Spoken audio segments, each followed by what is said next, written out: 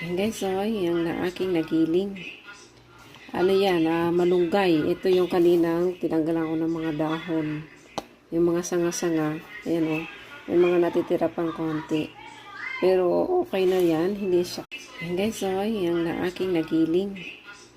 Ano yan, malunggay. Ito yung kaninang tinanggalan ko ng mga dahon. Yung mga sanga-sanga. Ayan o. May mga natitira pang konti. Pero okay na yan, hindi siya karamihan. Which is dapat dahon lang.